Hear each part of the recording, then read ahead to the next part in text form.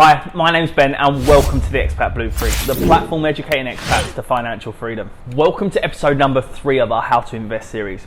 Last week we discussed the risk and reward trade-off, where essentially we said that every investor needs to bear some element of risk to get a return. If you haven't watched last week's episode, I would really urge you to do so, as understanding that concept is vital. Today we're going to build on last week and I'm going to discuss how you might need to apply different types of risks to your different financial goals and objectives. I think firstly I want to touch on your goals and objectives. Understanding what it is you really want to achieve makes the whole process of financial planning and investment so much easier. Having money for money's sake should never be the goal. Money is just a tool we use to allow us to live the life that we want to live. When you're coming towards the end of your life and you're reflecting on how it all played out, do you honestly think you'll be sitting there thinking, did I average 4, 6 or 9% on my portfolio? Or how much do I have sat in cash and how much do I have sat in investments? I mean, I really hope not. I'm hoping you're going to be sitting there thinking about all the time you got to spend with the people you love, the traveling you got to do, the places you got to live in and so on. This should be truly what's special in life, and this should always be in the front of your mind. I want to help you get control of your money and achieve financial freedom, so one day you can email or message me and say, Ben, we did it. We did it and we retired early to move closer to the family. We went on a year-long travel. We funded our children all the way through university. We helped our children onto the property ladder and we're so pleased. I'm not interested in helping people to grow money for the sake of it. Having money can change your life, and I'm not talking about mindlessly blowing money for the sake of it, but being thoughtful with your money and using it intentionally is so powerful. Anyway, so what I want you to do is spend some time clarifying your goals. Write down what it is you want to achieve, when you want to achieve it by, and if you can, write down how much you think it's going to cost you. Now I want you to separate these goals into short term, anything you want to achieve in 5 years or less, medium term, 5 to 10 years, and then long term, 10 years plus. So once you've done that, I need you to understand a term called the investment horizon. The investment horizon refers to the amount of time that an investor envisages holding onto an investment for. Your investment horizon could potentially be anything from a couple of hours or days, which by the way we don't recommend, all the way through to decades. The length of your investment horizon will often dictate how much risk you can afford to take.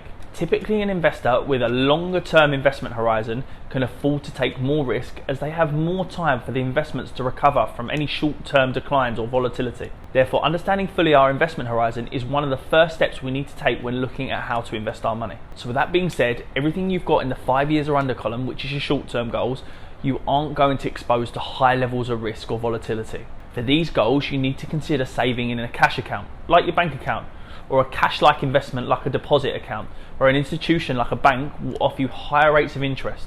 However, make sure your money is not tied up or locked in for substantial periods of time, because there could potentially be penalties for breaking clauses for accessing your money early. Alternatively, you can choose a money market fund or a short-term bond fund.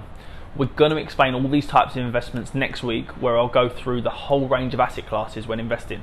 None of these types of investments are likely to provide you with any big return, especially with today's interest rates, which are pretty much at zero at the time of recording. However, this isn't what the intention is.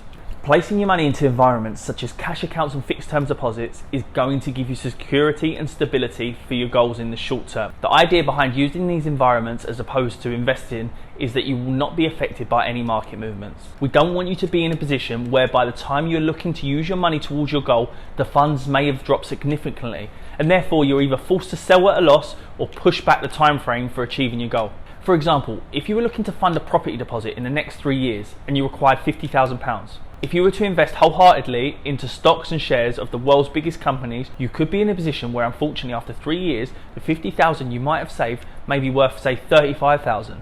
Now what is extremely important to remember is that if you have a diverse portfolio, this drop in share value is only ever a temporary decline. But I understand this doesn't help you if you've been saving for a property for the last 3 years. So your best option is just to not take on that type of risk for your short term goals. Are you giving up potential gains that you could receive if the money was invested? Probably. However, the certainty and security of knowing your property deposit won't fluctuate during that time you need is likely to be more important and more valuable.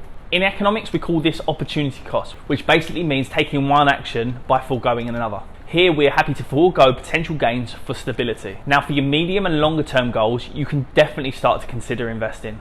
I'll rephrase that, you should definitely start considering investing. Remember we spoke about the silent killer of inflation? The average increase of goods and services we buy every year? Well, that's going to affect your medium and long-term goals. Remember how much you think your goals will cost you today won't be the same as what they're going to be in the future. If you've calculated that you need £50,000 to send your child to the university of their dreams in 15 years' time, based on the World Bank's latest global inflation, that 50,000 is likely to be 69,300 at the time they go to university. So you must have your money at least keeping pace with this increasing cost of living, otherwise you're just fighting an uphill battle. How you structure your investments we will cover when we address things like asset allocation in the next few weeks. The objective of today's video was to make you aware that different goals need to be treated differently depending on the investment horizon. Examples from expats that I work with that would typically fall into the short-term category would be things like property deposits, funding further education like a master's degree, trying to get ahead with the next few months or terms of school fees, funding extended holidays or world travel, or saving for home repair or extensions. And things that would typically fall into the medium or longer term section would be funding for retirement, saving for children's university, buying your dream home or a holiday home, or even starting a business later on in life. Make sure you're clear on what it is that you want to achieve, and then stay tuned for the rest of the series to learn more about how you invest to sensibly achieve these goals. I hope you found this helpful. If you did, we'd love to hear your feedback, so please leave us a review, like our content, and share with as many expats as possible. Everyone should know this stuff, so be the one to introduce your expat friends and family to financial freedom. See you all next week, and remember to always dream big.